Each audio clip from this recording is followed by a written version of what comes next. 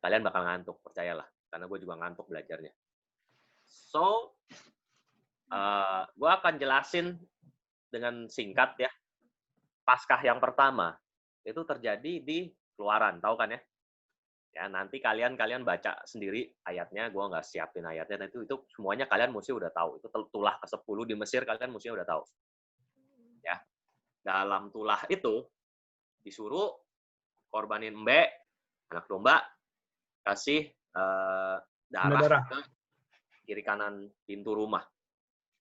Itu Paskah pertama kali. So, kalau kalian mau nanya, kenapa kita seharusnya nggak ngerayain Paskah? Karena itu peristiwa mengerikan. Harusnya ya, kita nggak ngerayain tuh, harusnya. Oke, dalam bentuk acara apapun, itu personally gue. Tapi gue juga nggak bilang nggak boleh rayain dan lain sebagainya, kita orang merdeka. Tapi Paskah pertama itu tuh peristiwa mengerikan. Kalian bayangin, kalian ada di dalam rumah, ya, di tengah-tengah malam ada yang teriak, anak gue mati, coba. Kalian bayangin itu. Dan kalian nggak boleh keluar. Perintahnya nggak boleh keluar, kalau nggak kalian mati juga. Ya, jadi itu pencekam sekali suasananya. Paskah pertama kali yang terjadi. Ditulis jelas di dalam Alkitab. Menariknya gini nih. Menariknya ya. Yang dilewatin oleh tulah itu, Tuhan tuh cuma lihat darah. Tuhan nggak ngecek isi rumahnya. Mau di dalam rumah itu isinya orang bajingan, pembunuh, perampok, pemerkosa, lu sebut aja semua. Nggak dilihat sama Tuhan. Yang dia lihat apa? Darah. Asal dia lihat darah, dia lewat. Dia nggak cek isinya. Dia nggak cek dulu nih isi rumahnya nih, dalamnya nih. Ini orang bener nggak ya? Ini orang udah doa belum? Ini orang beriman nggak? Nggak dicek. Ya. Jadi kalau kalian mau tanya siapa yang layak diselamatin, nggak ada yang layak. Yang dilihat cuma darah. Kalau lu mau adu-adu kekudusan sama Tuhan, gue udah ngelakuin ini, ngelakuin itu, dan segala bullshit lainnya, percaya lu kalah. Kan cuma lihat darah, Tuhan nggak ngeliat siapa yang ada dalam rumah, pokoknya dalam rumah ada darah, gue selamatin. Siapa tahu ada tetangganya orang Mesir datang ke situ juga mungkin selamat loh. Kita nggak tahu, kita nggak akan pernah tahu seperti itu. Tapi Tuhan cuma lihat korban darah itu, korban penebusan itu. Dia nggak lihat yang lain-lain, dia nggak lihat perbuatan. Sampai sini dapat deh. Nah, Paskah yang pertama tuh itu, kita diselamatkan karena darah. Sesimpel itu makna Paskah. Jangan ada yang pikir ini karena usaha gue membeli domba dan lain sebagainya. Bukan karena kita. Mantap. Itu Paskah pertama. Gue pikir itu basic yang kuat untuk bisa kalian sadari bahwa kita selamat karena darah. Itu prinsip. Yang unik cuma ada di Kristen. Itu prinsip. Kalau yang lain punya cara macam-macam ke sorga, prinsip kita unik. Pokoknya lu punya darah Yesus, lu selamat. Udah gitu. Jangan ada yang diputar balik.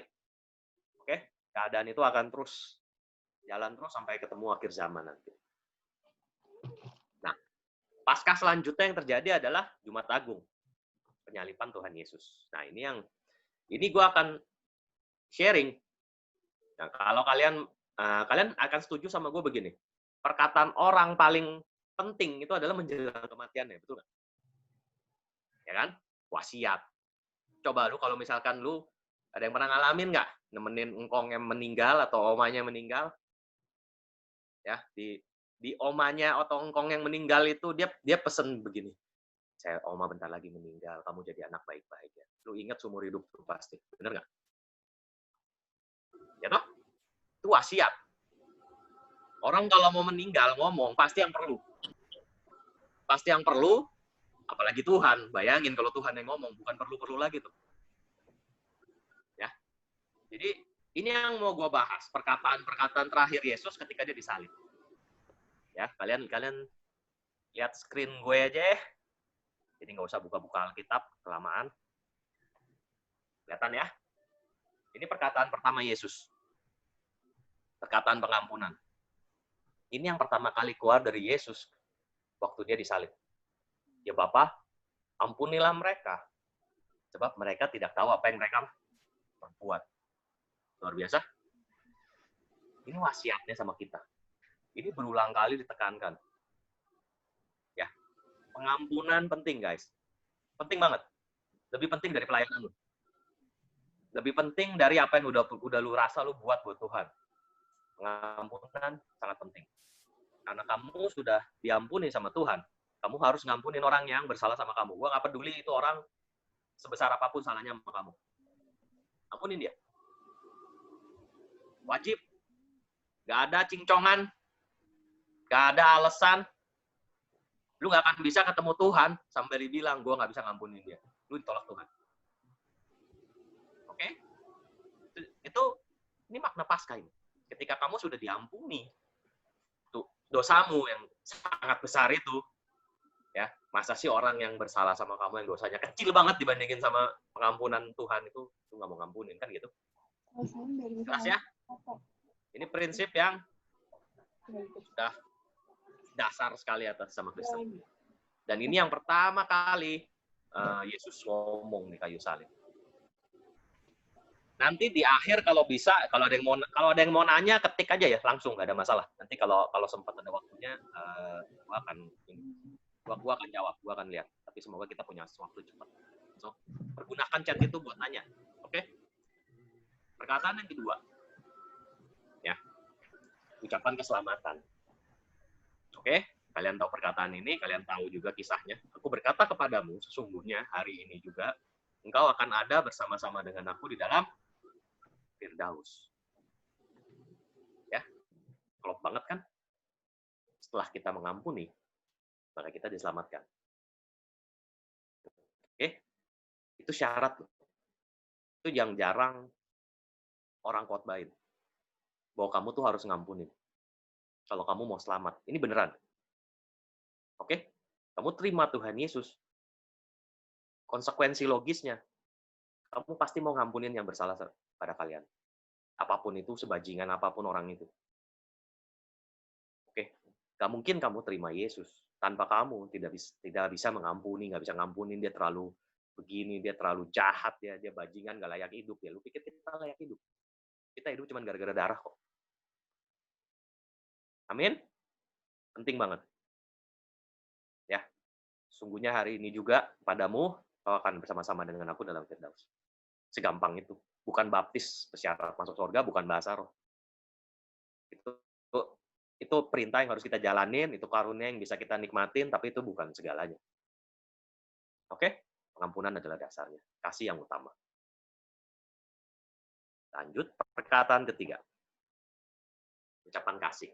Yang ini yang mau gue bahas, dan yang mungkin Protestan banyak banget nggak bahas, bahkan mungkin nggak ngerti. Apa sih pentingnya ini?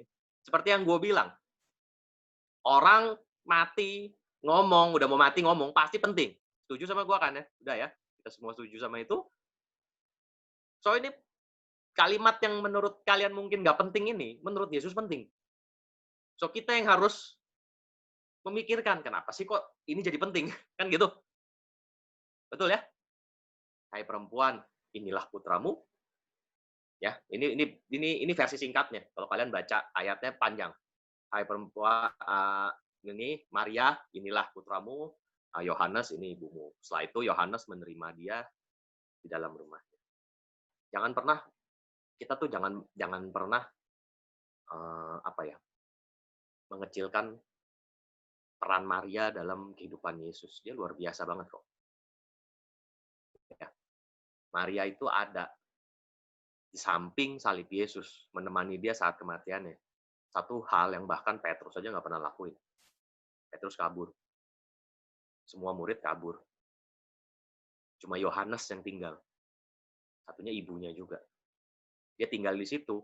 Gua kasih tahu, pasti dengan ancaman, pasti dengan ejekan. Gua rasa ditimpukin batu juga tuh mereka. Ya dong.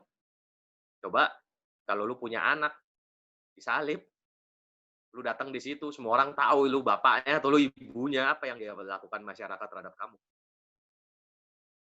Ya, udah pasti itu. Penghinaan verbal mereka alamin. Oke. So kenapa ini begitu penting? Ya. Karena Yesus menekankan satu hal ya yang gue yakin. Keluarga itu sangat penting. Oke, satu-satunya yang Yesus punya di dunia ini selain murid-muridnya yang pertama adalah keluarga. Gitu loh. Kalau kalian tanya kok ada ayat yang terkenal yang sering sekali dipakaikan untuk mendiskreditkan Maria adalah ayat yang pada waktu dia khotbah terus ada eh, ada ibunya sama saudara-saudaranya nyari dia, nyari Yesus, terus Yesus ngomong, eh, siapakah ibuku, siapakah saudara-saudaraku. Tahu ayat itu ya? Gua nggak perlu buka ayatnya, nanti kalian baca aja sendiri. Siapakah ibuku, siapa? Itu tuh tolong dipahami dalam konteks. Dalam konteks tuh begini, Yesus saat itu lagi khotbah, dicari sama orang tuanya dan saudara-saudaranya. Kesempatan pas dia lagi di khotbah, pas dia dicari dan dia emang lagi bekerja gitu ya. Kesempatan eh, peristiwa itu dibuat contoh supaya dia tuh ngasih tau ke kita semua bahwa semua tuh bisa masuk ke kerajaan sorga, semua tuh bisa jadi ibunya, semua bisa jadi saudaranya. Gue yakin setelah itu dia menemui Maria kok, dia nggak akan nyuekin ibunya sendiri, nggak akan. Bisa paham konteks di situ ya. Ini salah satu sebab kenapa Katolik begitu menghormati Maria. Jangan lupa, saat itu nggak ada surat yang lain. Ini surat awal-awal yang tertulis tuh ya 4 Injil itu, gitu loh. Ya, nggak semua punya surat lengkap dan ya salah satunya warisan Yesus yang mereka waktu itu uh, lestarikan gitu ya, itulah penghormatan terhadap Maria. Ya, keluarga penting. Jangan pernah kamu jalan sendiri tanpa keluarga. Gue dulu pernah denger khotbah tentang pendeta gitu ya, dia dapat kayak dapat perintah dari Tuhan gitu untuk nginjil ke suatu daerah dan dia tinggalin anak istrinya. Gue pernah denger tuh khotbah gitu dulu. Terus gue pikir-pikir nggak mungkin sih. Apalagi kalau lu udah punya istri, pasangan, keluarga, apalagi yang gue bilang lu dari Tuhan. Tuhan nggak mungkin menceraikan kalian cuma gara-gara pelayanan. Ya, gue nggak bilang mungkin dua-duanya harus dapat atau gimana, mungkin enggak. Tapi minimal salah satu akan dukung, dan harusnya nggak terpisahkan. Orang pernikahan itu buat mempersatukan kok. Masa demi pelayanan lu ninggalin keluarga? Suatu hal yang dilarang itu sebenarnya. Oke? Tuhan jelas membenci perceraian. Lu mau bungkus itu dengan apapun, dengan pelayanan, dengan ya lu bungkus apa kayak dengan terserah lu dah. Yang jelas keluarga itu penting. Ya, penting. Nah, kalau kalian tahu setelah ini ada 3 jam kegelapan. Oke? Terlalu panjang untuk ngebuktiin ke kalian kenapa gue bisa tahu semua itu. Tapi percayalah udah itu ya. Ada 7 perkataan Yesus, 3 yang awal sampai yang ini, itu diucapin waktu masih terang, sebelum jam 12. Ya. Habis itu jam 12 sampai jam 3 itu ada kegelapan. Kalian baca di Alkitab tuh jelas ada. Ya. Kegelapan 3 jam. Tengah hari, toto ada kegelapan 3 jam. Nah, 4 perkataan terakhir Yesus setelah jam 3 itu berlangsung sangat cepat dan itu setelah hari yang gelap. Ya. Kenapa kalian mesti ngerti ini sebenarnya berhubungan berat dengan berikutnya. Nah ini ayat yang paling banyak disalahartikan. Gue nggak berlebihan ngomong begini. Semua khotbah yang gue dengar tentang ayat ini berkata Yesus sedang menderita. Ya. Eli, Eli, lama sabachthani. Artinya, Allahku, Allahku, kenapa engkau meninggalkan aku? Berapa banyak yang sadar kalau Yesus di sini tuh lagi nyanyi. Yesus tuh lagi nyanyi di sini. Wah, lupa mempersiapkan Mazmur. Kalian buka aja ya, Mazmur. Mazmur. Oh, di sini ada deh, sorry.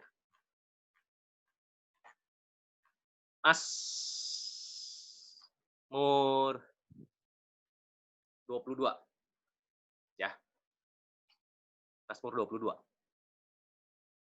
Ini lagu. So, Yesus ngomong itu bukan sedang lagi ngomong, tapi dia lagi nyanyi. Untuk pemimpin biduan, menurut lagu, rusa di kala fajar. Ya. Judulnya penting banget nih. Ingat, ini Yesus nyanyi setelah kegelapan. Ya, rusak di segala fajar. Allahku, Allahku, mengapa engkau meninggalkan aku? Aku berseru tapi engkau tetap jauh. Ini bahasa aslinya, sama persis. Eli, Eli, lama sabachthani. Sama persis. So, dia lagi nyanyi, guys. Dia bukan lagi mengerang kesakitan, jadi orang yang lemah. Dia lagi nyanyi.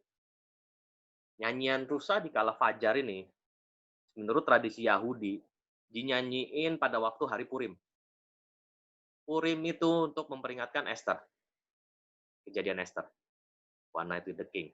Yang baru aja kita bikin itunya tuh, kalau dancer tahu dah. Ya. So, itu bicara tentang apa lagu itu? Lagu itu bicara tentang begini.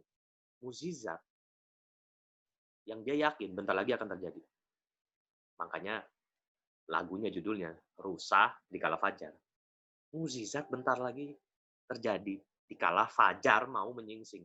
Itu artinya kenapa Yesus ngomong begitu. Ya. So, setelah kegelapan, ya, percayalah bahwa mukjizat itu ada. Oke? Kita mungkin ada dalam masa kegelapan, tapi jangan pernah patah harapan. Oke? Kamu misalkan sudah melakukan semuanya. Kamu ada dalam keluarga, kamu sudah mengampuni yang perkataan-perkataan sebelumnya ya, kamu sudah diselamatkan dan lain sebagainya. Tuhan tuh nggak pernah bilang kegelapan tuh pergi dari hidup kita. Nggak akan pernah. Tapi kamu harus percaya dalam kegelapan itu sebentar lagi akan ada mukjizat. Percayalah itu. Jangan pernah lakukan kuasa Tuhan. Ini penting. Tuhan nggak sedang patah harapan di sini. Ya, Tuhan nggak sedang jadi lemah, tapi dia lagi nyanyi. Oke? Jadi mengerti? Lanjut. Nah, ini ucapan yang berhubungan dengan penderitaan jasmani. Aku haus, ya wajar lah ya. Ya udah seharian disiksa. Oke?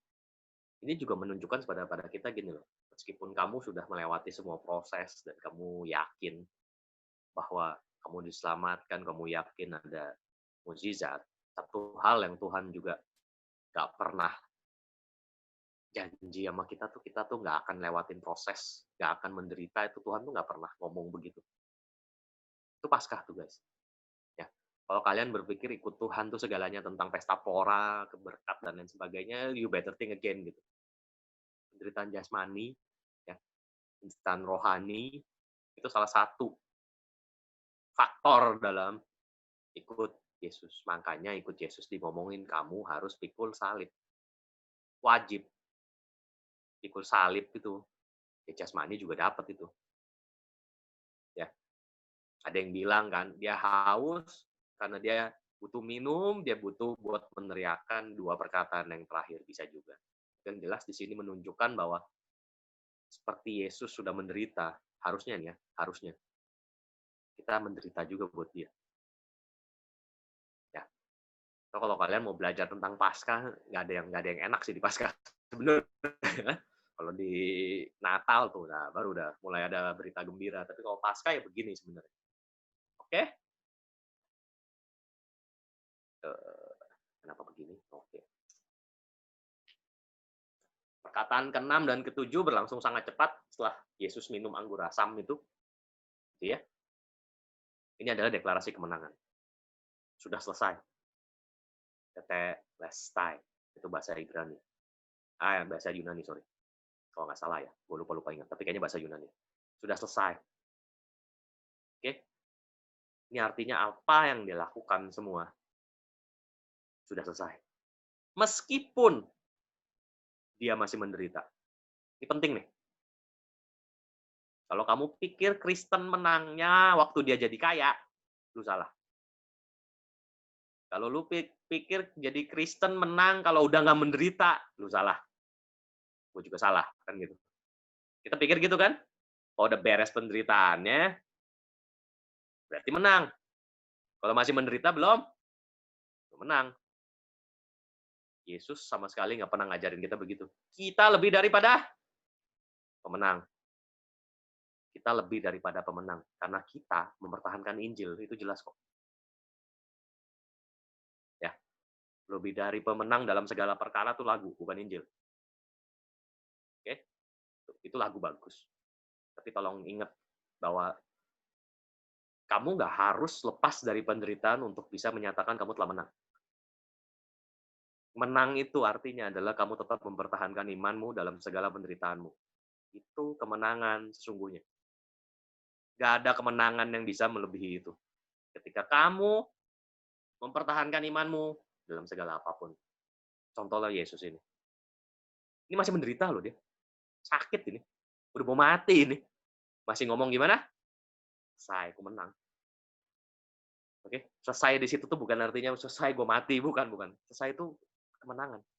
Kita ngerti bahwa kematian Yesus di kayu salib itu membawa penebusan buat umat manusia. Kemenangannya dia kok. Ya. So bagi kalian yang masih dalam, jangan pernah mengecilkan diri kalian dengan bilang, oh gue masih menderita, gue masih punya proses dan lain sebagainya. Percayalah kalau kalian tetap imanmu kuat dalam setiap proses itu, kamu adalah pemenang. Itu yang ingin diajarin Yesus kok sebenarnya. Ya, jangan pakai standar dunia. Oke? Berbahagialah kamu yang menderita oleh karena kebenaran. Baru setelah menang kita berserah. So ngerti ya guys ini. Ini penting. Ketika lu merasa diri lu udah menang dan emang lu beneran menang, baru lu berserah. Yang artinya lu udah berusaha dulu, gitu loh. Bisa dipahamin ini? Kebanyakan orang Kristen berserah di awal. Bedain berserah sama pasrah. Anyway, pasrah tuh lu nggak ngapa-ngapain. Berserah tuh sebenarnya lu, oke, lu berserah sama Tuhan, tapi lu tetap lakukan yang terbaik gitu loh. Ya, penting. Oke? So makanya jangan cepat-cepat ngomong aku berserah sebenarnya kalau kamu belum bisa mendeklarasikan dirimu sebagai pemenang dalam iman. Semua dapat ini? Ya. Jangan pernah cepat-cepat pikir aku sudah berserah. Lu udah menang belum? Itu yang Yesus ajarin kok urutan. Ya. Ketika kamu menang dalam imanmu, disitulah sebenarnya kamu got the license to berserah gitu loh. Ya. Kalau lu nggak pernah lakuin apapun, menderita belum, oke, belum pernah lewatin penderitaan, kayaknya kalah mulu gitu ya, nggak pernah ngapa-ngapain, terus lu berserah apa? Kan gitu. Buat apa? Berserah kemana? Lakuin apa juga belum gitu. Beda. Yesus ngajarin kita berserah itu bukan begitu. Oke? Ya, dan kalau kalian belajar grammarnya Ibrani dalam kata kuserahkan nyawaku ini sebenarnya dalam. Gue susah jelasin ke kalian karena itu udah yang tingkat tinggi. Itu menurut binyan tertentu, tapi secara garis besarnya kuserahkan di sini tuh artinya dia serahin untuk dia ngambil kembali. Itu artinya. Ya. Ini cuma Agung. Dan kita tahu minggu dia bangkit. Oke? Kalau kalian ada yang bingung, bukan Jumat, ada yang bilang Rabu, dan lain sebagainya, itu cuma karena perbedaan kita dalam memahami tanggal aja sebenarnya. Ya kalau kalian memang mau jelasin sama itu cuma teknis aja. Karena kita berpikir hari baru tuh jam 6 pagi, ya kan? Pagi itu baru hari baru gitu loh. Kalau mereka enggak, jam 6 sore itu hari udah berakhir, jam 6 sore itu hari pagi. Nah, itu agak-agak susah emang. Jadi karena begitu kalender mereka ditabrakin ke kalender kita sekarang ya jadi geser ke Jumat. Nah, kira-kira gitu dah. Susah jelasinnya itu, panjang, teknis aja sih tapi itu. Ya. Tapi percayalah bahwa apa yang udah ditetepin sama Bapak gereja zaman dulu ini tuh nggak salah sebenarnya. Mereka punya hitung-hitungannya semua. Ya, begitu juga dengan Natal, kenapa di bulan Desember dan lain sebagainya. Ada yang bilang Natal nggak mungkin di bulan Desember karena dingin. Nah, lu dingin itu standarnya di mana? Di Amerika kan? Desember itu salju di Amerika. Coba kalau di Australia. Siapa yang dari Australia ini? Ada ICOC nggak? Coba tanya dia. Desember di Australia itu musim panas, Bo. Oke? Desember di Middle East belum tentu sedingin kayak salju -0 gitu. Jangan pikir begitu. climate yang berbeda. Desember di Israel itu masih oke buat menggembalain domba. So, argumen itu tuh sebenarnya ngaco. Dan argumen itu tuh cuman ngomong asal membandingkan yang jelas-jelas satu kejadian di Israel sama dibandingin di di Amerika ya. Susah lah. Itu yang keluar juga dari teolog Amerika. Yang gue mau bilang adalah semua penetapan tanggal Paskah, Natal, dan lain sebagainya, itu semua tuh ada hitungannya sebenarnya, kalau kalian mau belajar. Ya, ya percayalah, udah mereka lebih dekat hidupnya ke Yesus, mereka yang ngitungnya lebih akurat daripada kita. Sekarang mau pakai data apa? Itu tradisi udah ribuan tahun gitu loh. Ya. But anyway, kalau misalkan ternyata salah sekalipun, it's just itu cuma tanggal gitu loh. Oke, jadi nggak usah terlalu gimana. So, jadi itulah 7 ucapan Yesus waktu dia disalib. Kita ulang ya. Pertama, pengampunan, sangat penting. Keselamatan, oke. Yang belum nih, kamu baru layak terima keselamatan. Ingat itu. Ya. Kasih tetap dalam keluarga. Gue sangat apa ya? Sangat mendorong kalian, terutama yang punya masalah dalam keluarga. Ini saat yang paling tepat nih untuk beresin masalah kalian dalam keluarga. Kalian udah nggak punya lagi tuh punya alasan buat gue nggak punya waktu, gue banyak pelayanan, gue mesti latihan, dan lain sebagainya. Ya, gereja lagi tutup kok, mau latihan apaan? Ya, kalau kalian punya masalah sama keluarga, tolong beresin. Bener-bener beresin. Jangan cuman asal lewat aja, nggak. Beneran beresin dalam hati. Ini waktu udah nggak terjadi ulang lagi kayak gini. Kalian punya banyak waktu sama keluarga gitu loh. Ya, meskipun PSBB, itu keluarga tuh satu orang atau kumpulan yang masih aman kalian temuin. Lakukan itu, gitu ya. Susah ya, tahu susah. Gue juga susah kok. Tapi lakuin. Ya, oke. Tetap berharap ada mukjizat meskipun kalian melalui masa-masa kegelapan. Oke, ada yang merasa ini masa kegelapan. Nah, kalau buat sepeda sih ini masa-masa dia jualan banyak ini. Banyak katanya. Lagi bawa sepeda ya, luar biasa. Memang kalau diberkatin Tuhan susah. Mau diapain juga cuan terus pokoknya. Oke, tetap berharap, tetap berharap. Apapun keadaan kalian ya, apapun keadaan kalian. Nah, kalau ya gue sih bukan dalam hal kapasitas yang mungkin cocok buat ngomong ini, tapi kalau misalkan kalian ada kesusahan dan lain sebagainya, gue harap enggak. Ya gue berharap kalian ngomong aja ke gereja mungkin bisa lakuin sesuatu buat kalian gitu loh. Ya, kita tahu semua ini masa-masa nggak gampang buat semua orang. Ya, kita berharap gereja bisa nolong sesama dengan lebih baik lah di masa-masa ini. Oke, jangan lupa penderitaan wajib. Ya, lu nggak akan pernah ikut Yesus sungguh-sungguh tanpa menderita, nggak bakal. Tidak akan pernah bisa. Ya, ucapkan kemenangan kalau emang iman kalian kuat dalam keadaan itu. Oke, nggak perlu tunggu penderitaannya hilang dulu, nggak perlu.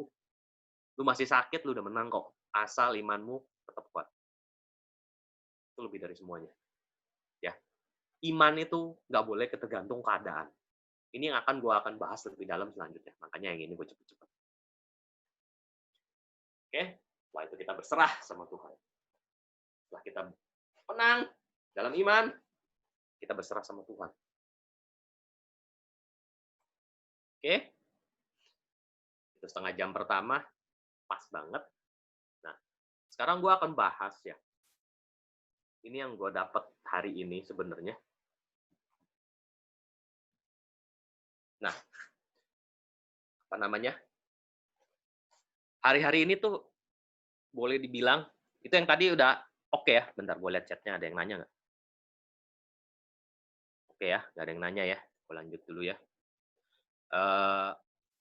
Hari-hari ini, kalau kalian sadar sama keadaan sekitar kita, apalagi kalau kalian punya WA group, pasti ketemu tuh video-video yang ngejek-ngejek iman seseorang. Ketemu lah ya. Gue nggak perlu ngomong siapa, kalian udah tahu. Gue mau jelasin. Gue mau jelasin supaya gini, minimal kita yang denger video ini ya, bisa paham bahwa iman kita tuh jangan sampai goyah. Oke. Satu contoh gue ambil soal bahasa roh. Ini lagi banyak hot diperdebatkan. Oke? Bahkan sampai ada yang ngomong bahasa roh lu palsu. Kalau kalian uh, ikutin apa yang terjadi sekarang. Gue harap kalian punya hati kayak gue. Oke? Pelan-pelan dengerin gue nih. Gue percaya bahasa roh yang ada sekarang, yang gue dapet, dan yang gereja dapet itu asli. Gue beriman itu asli. Tapi, kalaupun itu salah, gue siap bertobat. Nangkep maksud gue? Gue percaya lagi nih, gue percaya itu bahasa roh asli. Bener. Genuine, gitu loh.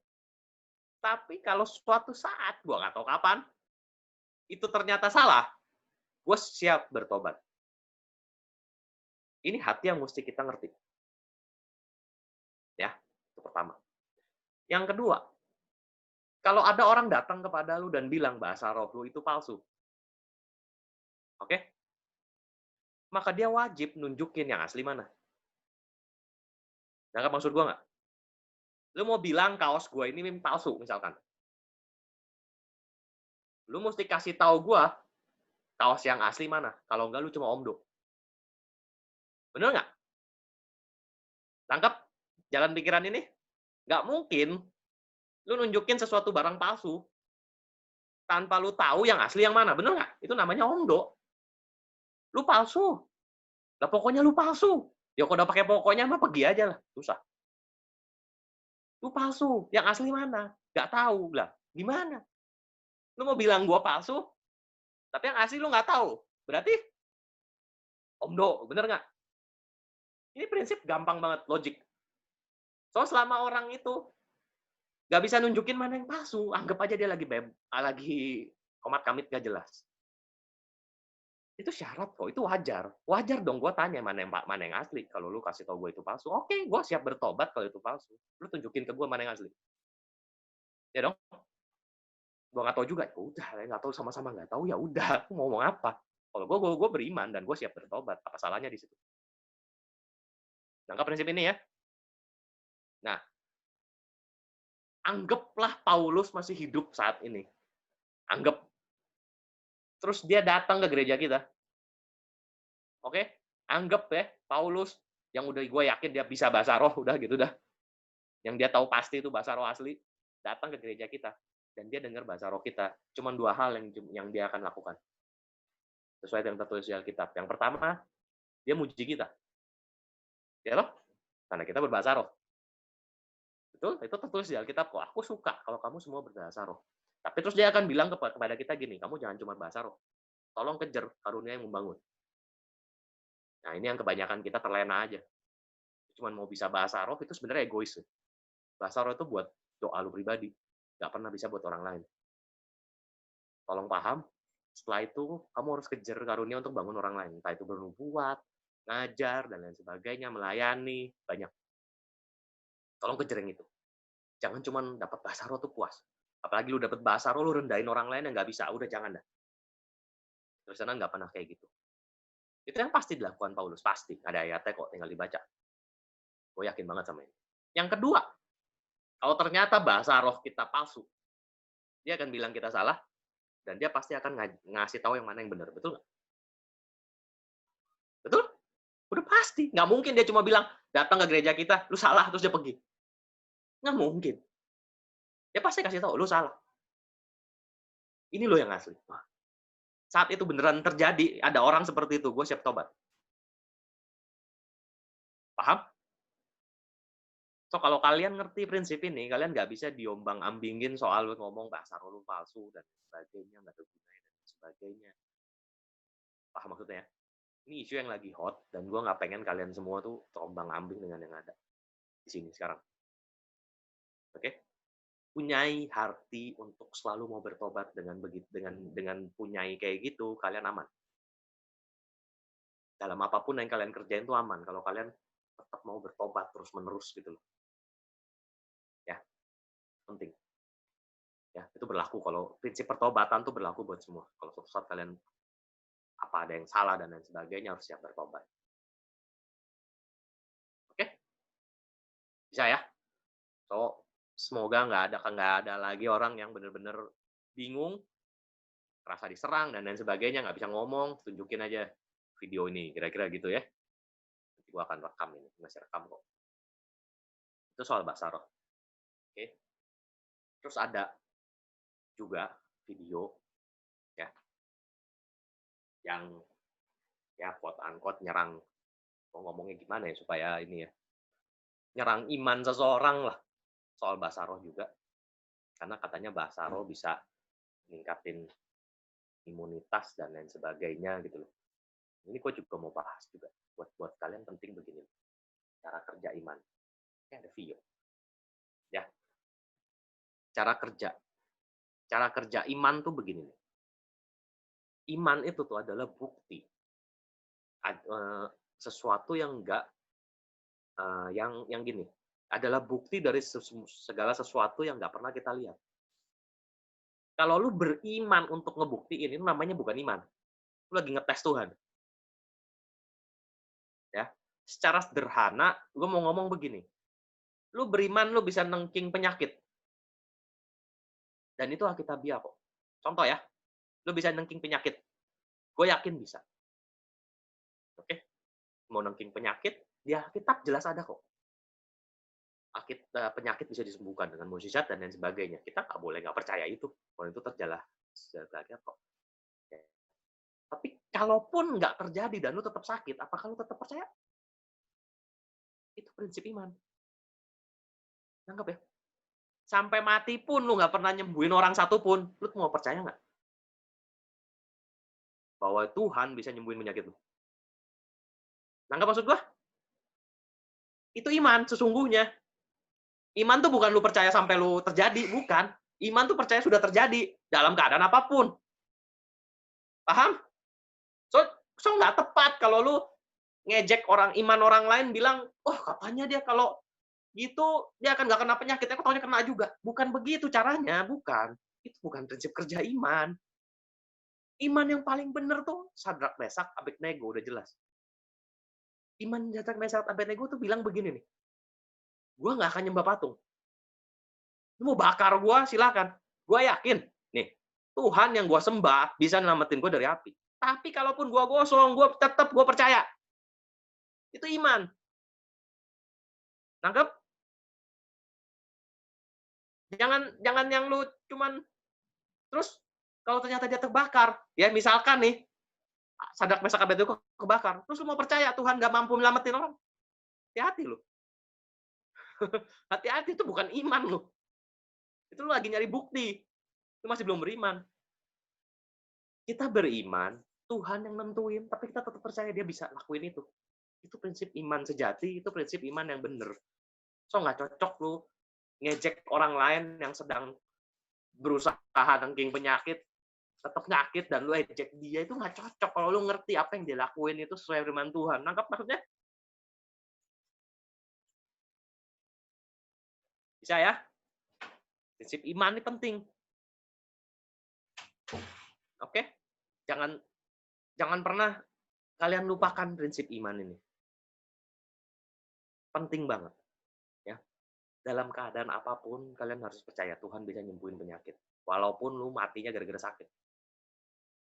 Bener nggak? Ya. Gua mati sekalipun gara-gara sakit, itu bukan berarti Tuhan nggak bisa nyembuhin penyakit gua kok. Ya. Prinsip ini tuh jelas ketulis di Alkitab. Kalian baca aja. Paulus itu kurang ahli apa ngusir setan. Ya. Setan aja sampai tahu nama dia. Paulus gua kenal. Coba bayangin. Nah, gua rasa setan belum kenal gua sih, belum. Karena gue cuek banget gitu ya. Tapi ada satu momen, Paulus tuh digangguin setan. Kalian baca aja di Alkitab itu ada. Ya, dia kalau bahasa Alkitab menggocok apa, diganggu lah sama setan. Dia ngomong sama Tuhan, Tuhan bebasin dong. Tuhan nggak mau. Gimana itu? Mengusir setan, diganggu setan. Masih mau percaya nggak Yesus bisa ngusir setan? Dapat prinsipnya? Iman itu kamu percaya, walaupun belum terjadi.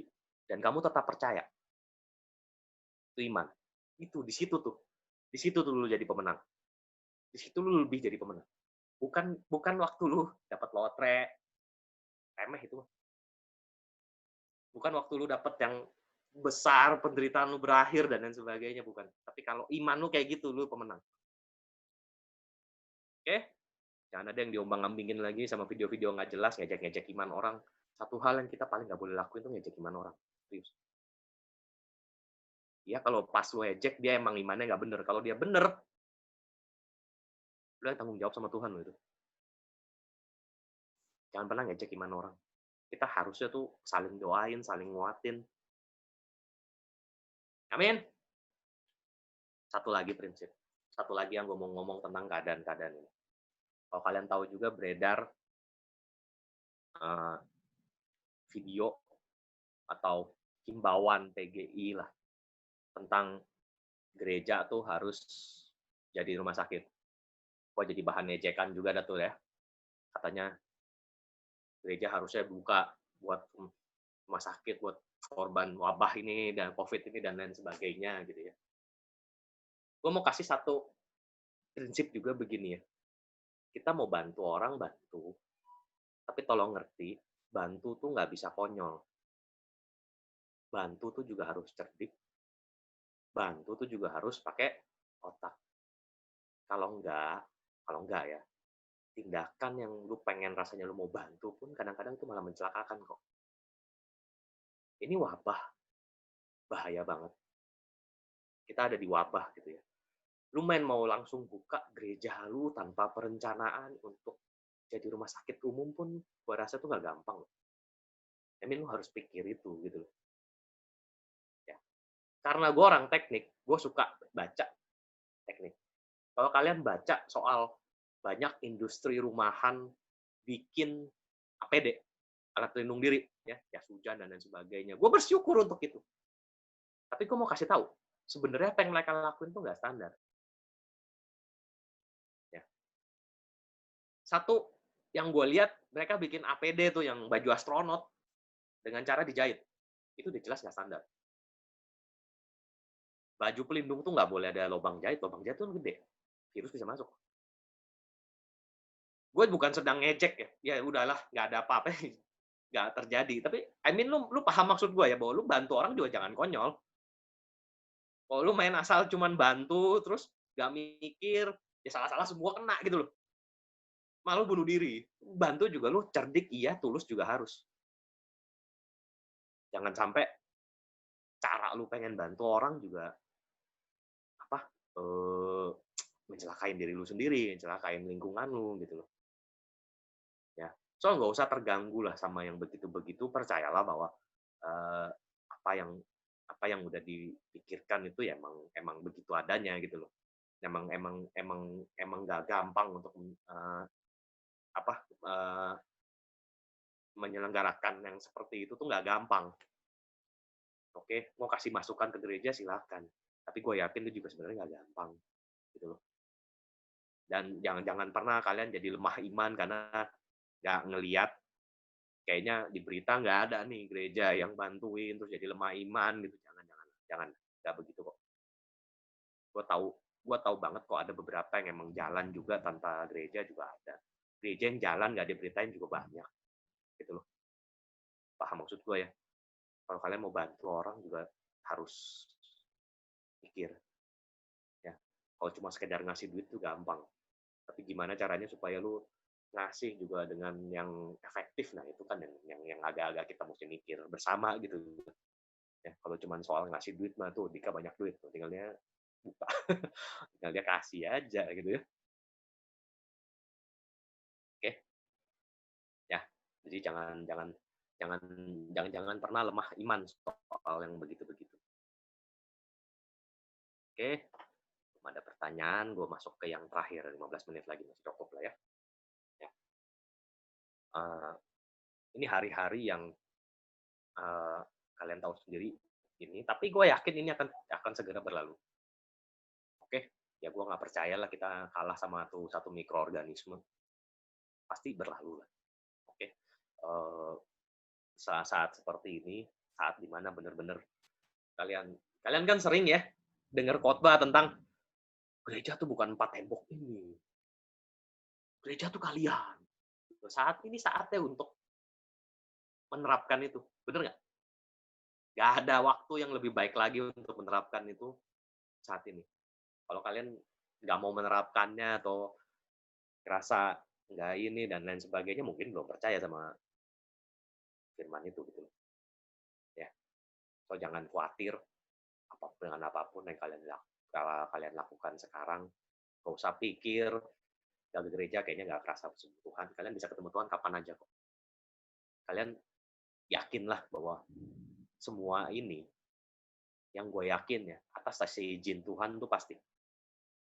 Oke? Meskipun ini dari iblis, pasti atas izin Tuhan juga.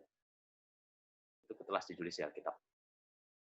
So, kalau dia udah izinin, gue yakin suatu saat dia akan rancangan yang baik buat kita gitu loh. Itu yang kita harus yakin. Kita tetap beriman di keadaan begini. Ya, jangan cuman gara-gara ada pendeta meninggal gara-gara virus ini terus lu lemah iman, jangan. Oke, yang gue bilang, iman tuh nggak kayak gitu. Ya, iman tuh nggak pernah bisa ditentukan oleh keadaan sekitar lu. Ngapain lu beriman? Pendeta meninggal juga, nggak begitu, nggak. Tapi juga jangan konyol juga. Paham maksud gue ya? Kita semua harus tetap kuat. Oke? Saling doain, saling menolong kalau bisa. Oke? Dan apapun kabar yang kalian dengar di luar, kalau kalian bingung, kalau kalian goyah iman gara-gara yang lain-lain, wah ada kapan aja kalian tinggal tanya gue gitu. Ya. Jangan pernah lemah iman sama video-video yang bersifat ngejek dan lain sebagainya. Itu nggak penting. Ejekan tuh biarin aja. Ya. Tahu persamaan antara manusia sama babi nggak selain dirasuk setan? Gitu kan? Kita bilang ya, kalau lu jangan sampai buang mutiara ke babi.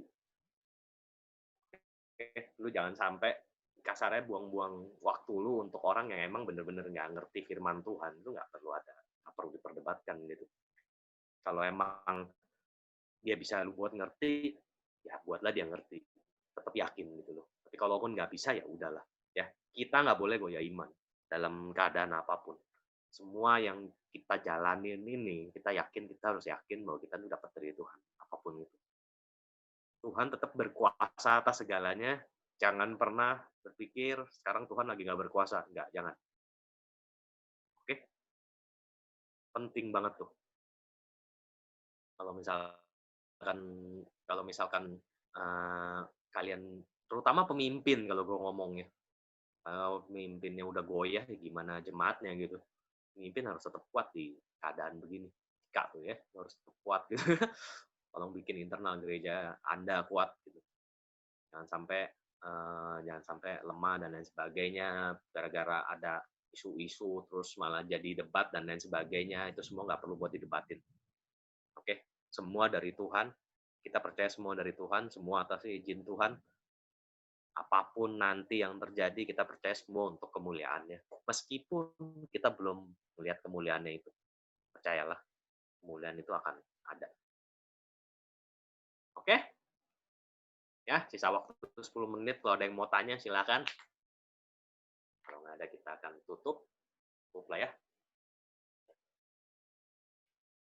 Ya, silakan ada yang mau ngomong juga boleh. Jika mau nambahin, boleh.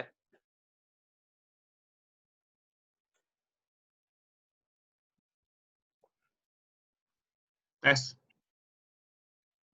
Ya. Ya, yang mau nanya di chat boleh, atau di ngomong juga boleh. Ada yang nanya tuh, Andi, mau pakai jawaban Koko demikian. Mungkin ada grup dia ada yang berdebat tentang Pastor Tong dan Pastor Niko. Andi mau jadi penengah kayaknya. Jangan disebutin mereknya, mesti gua ini kan entar. Mesti gua orang disebutin di chat. Wah, gitu ya. Iya. Chatnya mana sih? Kok gua nggak bisa? Iya, baca chatnya itu di bawah. Tuh, Iren juga mau nanya katanya. Sepikiran Iren sama Wandi. Mana? Apa yang mau ditanya? Kok nggak ada sih di gue? Nih, gue bacain. Ya. Kok kalau saya nanti itu dia ke private soalnya, send-nya. Oh, dia ke private, pantas aja di grup chat dong. Gimana? Bentar. Itu copy aja ya. Gue kopi ya, bentar ya. Ya. Ayo, jangan lama-lama. Biar. Ctrl C, Ctrl V. Buset Udah, dah. udah.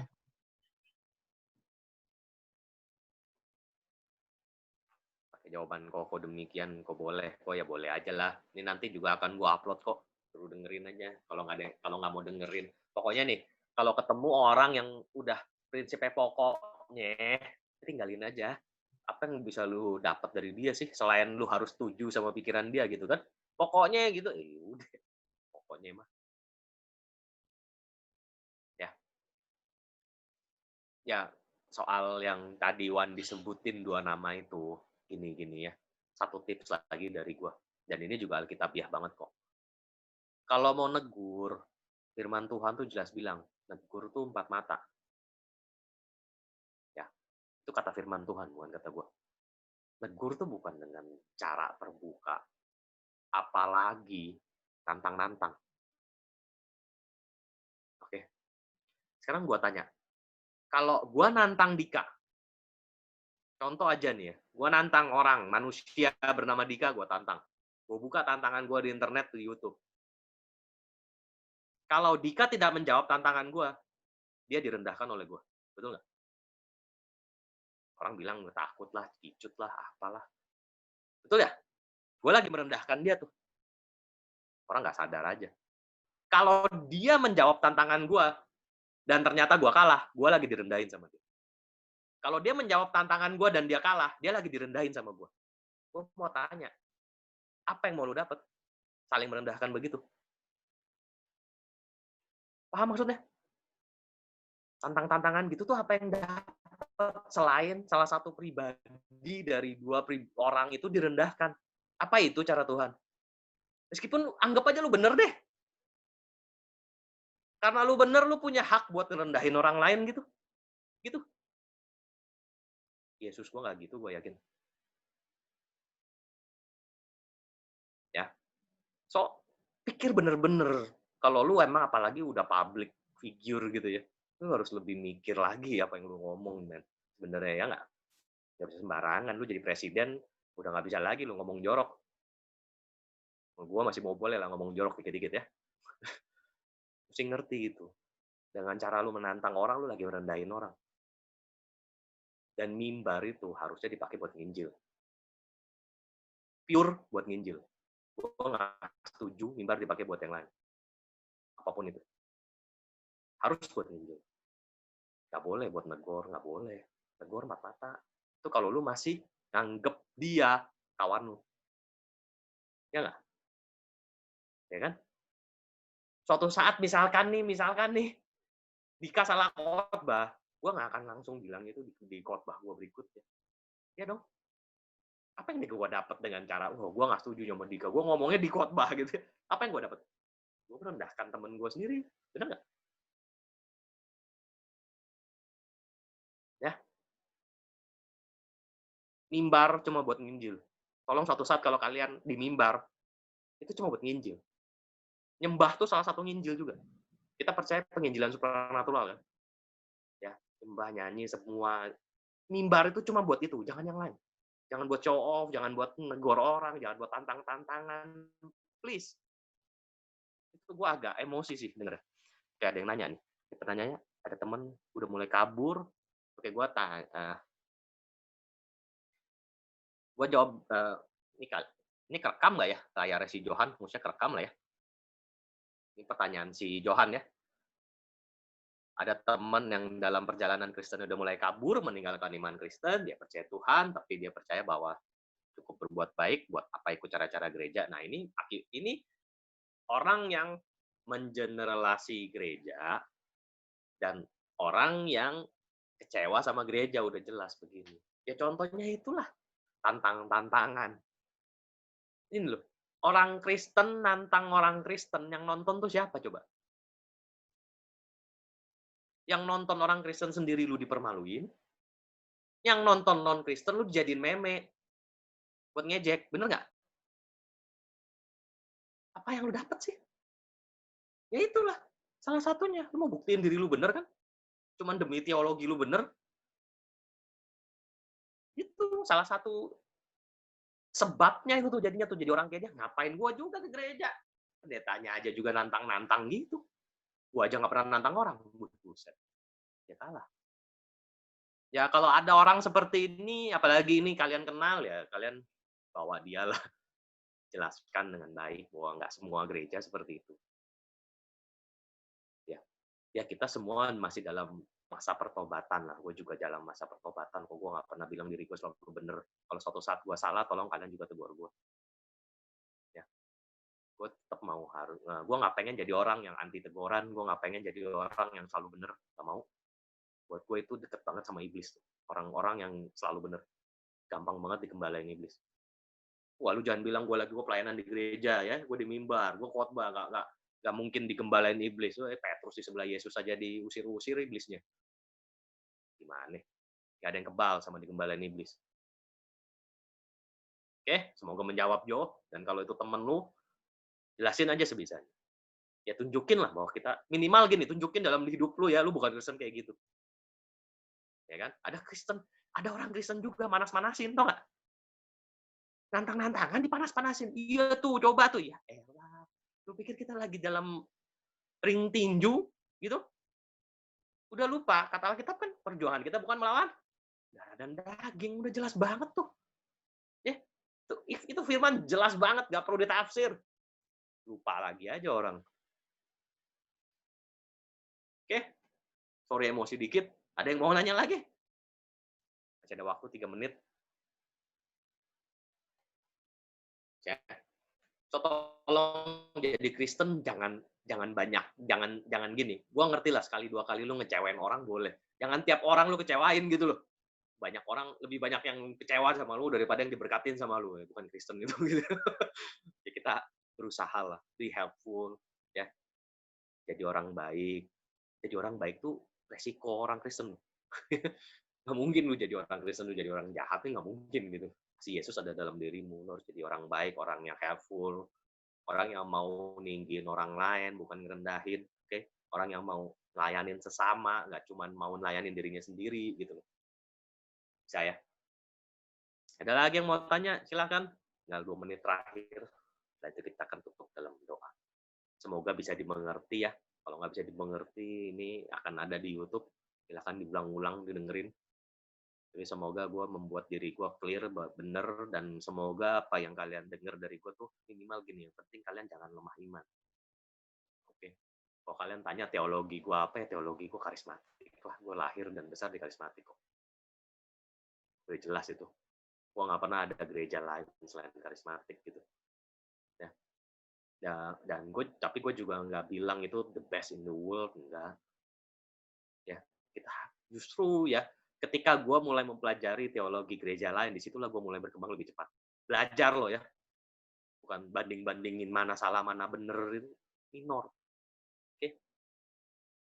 Yesus tuh jelas bilang begini nih, siapapun yang ngelawan kita, yang nggak ngelawan kita loh, yang nggak ngelawan kita tuh teman kita. Oke? Bukan yang sepaham sama lu. Bukan. Kalau dia nggak ngelawan kita dalam hal mengabarkan Injil, jangan diganggu gugat. Yesus itu luar biasa lah. Dia memperbolehkan kita datang mendekat kepadanya meskipun alasan kita salah.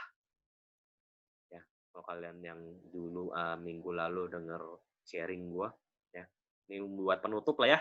Jam 8 pas nih, masih bisa overtime 15 menit dik ya. Nah, nih tentang anak sulung sama anak bungsu. Gue ulang lagi, mungkin di sini banyak yang belum dengar. Anak sulung sama anak bungsu, kita selalu berpikir anak bungsunya salah, terus tobat, anak sulungnya jadi kayak yang gimana gitu. Gue mau kasih tau gini, anak sulung sama anak bungsu dua-duanya salah. Gak ada yang bener tuh dari 2 anak itu. Yang bungsu, ya, dia jual semua hartanya, dia pergi ke negeri yang jauh, dia foya-foya. Pertanyaannya simpel aja, lu pikir dia pulang karena dia rindu bapaknya? Jelas, dia pulang cuma mau duit. Dia keluar gara-gara duit, dia ninggalin kekristenan gara-gara duit. Dia balik ke kekristenan gara-gara duit juga. Gua tanya, bapaknya nungguin nggak? Udah jelas tuh anak. Kurang ajar banget, serius. Keluar gara-gara duit, balik gara-gara duit. Ya kan? Dia pulang tuh karena lapar, bukan karena aku rindu belayan bapak. Nggak ada. Oke? Dari jauh bapaknya lari nongsong dia. Meskipun bapaknya tahu, dia pulang mau duit doang. Coba lu bayangin itu Tuhan kita kayak gitu. Dan lu masih mau berdebat dengan cara orang nginjil meskipun sedikit-sedikit salah. Astaga, please. Paulus tuh jelas bilang begini, bagaimanapun juga aku bersyukur meskipun dengan cara yang tidak baik, nama Yesus dipermuliakan. Itu firman Tuhan. Banyak orang tuh nggak ngerti firman Tuhan. Bener. Nggak mau bener-bener ngeresapin prinsip firman Tuhan gitu loh. Anak bungsu pulang nyampe rumahnya dipestain. Anak sulung ngelihat itu nggak mau masuk rumah. So sama-sama ada di luar rumah itu. Lu pikir anak sulung bener gitu? Enggak. Dia bener ada dalam rumah, tapi terus dia marah ngelihat saudaranya pulang. Meskipun dengan alasan yang salah, pulang. Marah sampai nggak mau masuk ke rumah bapak, sampai bapaknya juga harus keluar rumah ngomong ke dia baru dia mau masuk lagi. Sama-sama salah. Jadi kalau kalian ngelihat ada teman kalian siapapun ya datang nyari Tuhan dengan motivasi yang salah dan kalian marah untuk itu, nah kalian anak sulung tuh. Bimbing dia supaya motivasinya benar, itu yang harus kalian lakukan. Bukan dengan cara, lu salah, lu nggak layak nyari Tuhan, motivasi lu salah, lu pikir lu layak. Ingat, kita cuma dilihat cuma gara-gara ada darah. Kalau Tuhan lihat isi hati kita, apalagi lihat perbuatan kita. Gue yang duluan ditolak. Gue berani ngomong itu. Dosa gue besar kok. Gue bukan orang suci. Gitu ya. Kita semua ada di sini karena Yesus. Cuman karena Yesus. Gak ada lagi. Gak ada alasan lain lagi. Bukan karena gue orang baik. Bukan karena gue orang berhasil.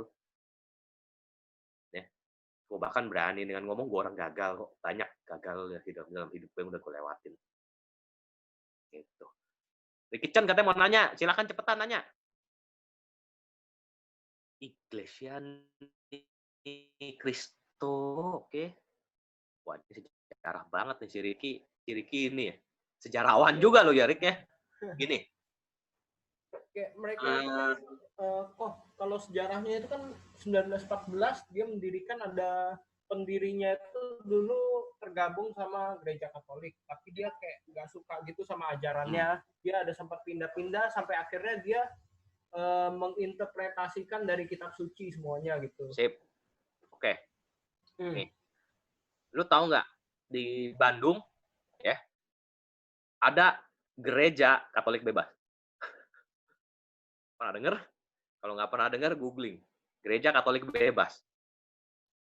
So gini, ini hal yang ini menurut gue ya, perpecahan dalam gereja tuh sebenarnya udah dari sejak awal sebenarnya. Maksudnya perpecahan tuh gini, dalam artian kita saling nggak setuju doktrin sana, kita nggak setuju doktrin sini. Bahkan ya kita tuh jelas ngomong begini, kamu ngomong aku dari golongan Paulus, aku dari golongan Apolos, kamu dari golongan Kefas. Berarti kan ada 3 doktrin, benar nggak? Itu minimal yang disebut di Alkitab udah 3 doktrin tuh. Doktrin Paulus, Kefas, dan selama lu masih bisa menghormati perbedaan dalam pandangan, sudut pandang itu ya, itu nggak masalah sebenarnya. Gitu loh. Ujung-ujungnya lu tetap diritain Kristus, itu paling utamanya. Nah, cuma secara organisasi kadang-kadang ya kita karena lu beda apa segala kita pecah dana, begitu aja sih kalau gua bilang ya. Tapi sebenarnya dari sejak awal kerasulan itu terbentuk, mereka udah beda doktrin kok. Contoh paling gampang yang satu boleh sunat, yang satu nggak boleh sunat.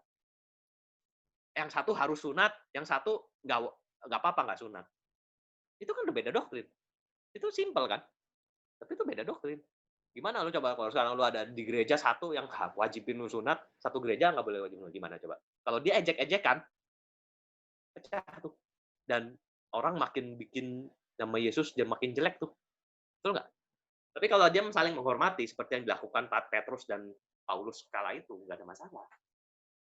Orang yang begini-begini nih, yang lahir tahun 19 ya for your information juga karismatik tuh lahir juga tahun segituan gitu ya. Kita nggak jauh beda sama mereka gitu ya. Kita punya doktrin yang unik sekali kalau gue bilang karismatik itu. Semoga menjawab ya. Itu hal yang biasa. Oke, kalau lu mau bahas satu-satu tuh sebenarnya banyak sekali. Dan tolong itu kalau gue selalu bilang apapun yang lu belajarin doktrin gereja orang lain dan sebagainya, cari yang benar-benar bisa murninya gitu. Cari yang bagusnya, pasti ada. Kalau nggak dia nggak mungkin jadi gereja. Gue nggak percaya gereja jadi tanpa Yesus mengizinkan, nggak. Gue nggak percaya itu. Pasti ada yang dia pakai buat nyelamatin orang meskipun motivasinya salah dan lain sebagainya. Kita harus bersyukur untuk itu. Ya. Gue bacain ayat buat penutup dah. Ayat yang kemarin si Dika WA gue.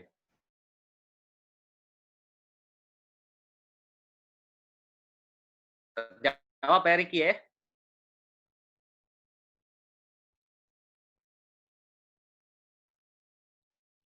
Filipi 1 ayat 12. Nanti kalian buka aja. Gue ketik ya. Filipi 1 ayat 12, 15 sampai 18. Ya, gue mau buka di sini jadi agak susah ya udahlah. Ini gue bacain aja ya. Aku menghendaki saudara-saudara supaya kamu tahu bahwa apa yang terjadi atasku ini justru telah menyebabkan kemajuan Injil. So, penderitaan Paulus itu menyebabkan kemajuan Injil. Nih, perhatiin perkataan ini. Ada orang yang memberitakan Kristus karena dengki dan perselisihan. Ya, itu motivasinya jelas salah tuh. Tapi dia beritain Kristus. Ada pula yang memberitakannya dengan maksud baik. Mereka ini memberitakan Kristus karena kasih. Sebab mereka tahu bahwa aku ada di sini untuk membela Injil. So jelas, ada zaman itu juga orang tuh beritain tuh ada yang salah, ada yang mungkin teologinya nggak begitu dikit-dikit sama gitu ya, udah biasa itu. Ya, tetapi yang lain karena kepentingan sendiri dan dengan maksud yang tidak ikhlas. Sangkanya mereka pikir gini, dengan demikian mereka memperberat bebanku dalam penjara. Paulus tuh pikir mereka tuh bakal melukai aku gitu loh. Tapi yang Paulus lakukan tuh luar biasa. Tidak mengapa, sebab bagaimanapun juga Kristus diberitakan. Ini penting nih. Bagaimanapun juga Kristus diberitakan, baik dengan maksud palsu maupun dengan maksud jujur.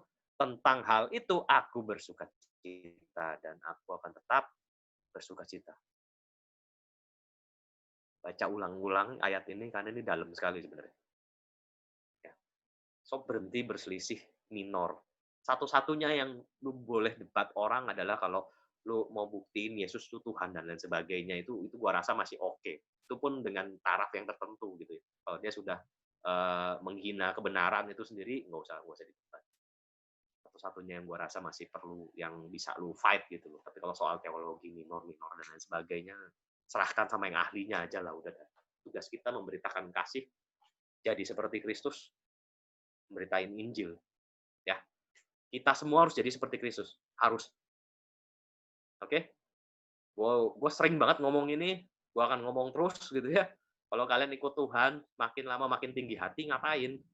Ikut Tuhan, makin lama makin pengen ngerendahin orang lain, ngapain?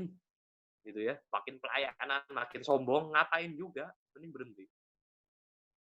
Ya, semuanya, lu pelayanan, lu harus jadi seperti Kristus. Simple, lemah lembut, rendah hati. Udah, karakter Kristus cuma 2 itu kok. Nah, itu 2 yang paling susah kayaknya. Lemah lembut, rendah hati. Bukan gue banget gitu ya. Bukan gue banget. Gue juga geleng-geleng kok setiap kali gue baca ayat itu. Ini bukan gue banget Tuhan, gimana caranya gitu ya. Tapi kata Dika sih, sekarang gue udah mulai agak baperan dikit. Jadi itu baik gitu ya. Kalau dulu gue terlalu cuek, sekarang gue mulai agak baperan dikit katanya. Oke, mulai lembut dikit gitu ya. Oke, ya kita tutup sama doa ya. Kalau ada pertanyaan dan lain sebagainya, kalian tahu lah di mana gue bisa nanya gue. Mari kita tutup dalam doa. Udah nggak ada yang mau tanya ya? Cie, udah baperan, punya perasaan. Set, selama ini gue nggak berperasaan ya. Aduh, Tuhanku. Mampukan saya melewati cobaan ini. Asik. Mari kita berdoa. Gue berharap kita semua ngerti apa yang gue omong ya. Semoga cukup jelas dengan yang itu. Filipi Chen. Ricky, ini yang gue highlight tuh, Filipi 1, ayat 12. Nanti gue WA lu deh kalau belum dapet ya. Filipi 1 ayat 12. Ya, baca aja semua situ ntar. Renungin itu dalam sekali. Oke? Pokoknya kita harus fight buat Injil. Jangan fight buat nafsu teologis. Nggak layak. Mari kita berdoa. Tuhan, terima kasih Tuhan untuk apa yang sudah kami bicarakan di tempat ini, Tuhan. Tempat kami masing-masing, Tuhan. Kami percaya Roh Kudus yang akan memberikan pengertian kepada kami semua. Apapun yang terjadi ke depannya, Tuhan. Keadaan yang mungkin kami sadari semakin gak menentu, Tuhan. Kami percaya Kau ada dalam semuanya, Tuhan. Kau pegang tangan kami. Kau yang menuntun kami, melewati semuanya. Supaya kami bisa melewati dengan baik bersama dengan-Mu, Tuhan. Dan kami bisa berkata, iman kami tidak lemah. Kami jadi lebih daripada pemenang, dan kami orang yang berserah kepada Tuhan dalam segala apapun, keadaan apapun, karena kami menang dalam iman, dalam nama Yesus. Terima kasih Tuhan, berkati kami semua, bungkus dengan semua yang ada, keluarga kami, semua pekerjaan kami, sekolah kami, usaha kami, semua kami serahkannya ke dalam nama-Mu Tuhan. Terima kasih Yesus, hanya di dalam nama-Mu kami berdoa dan mengucap syukur. Haleluya. Amin. Oke guys. Thank you, Ko Andy. Thank you.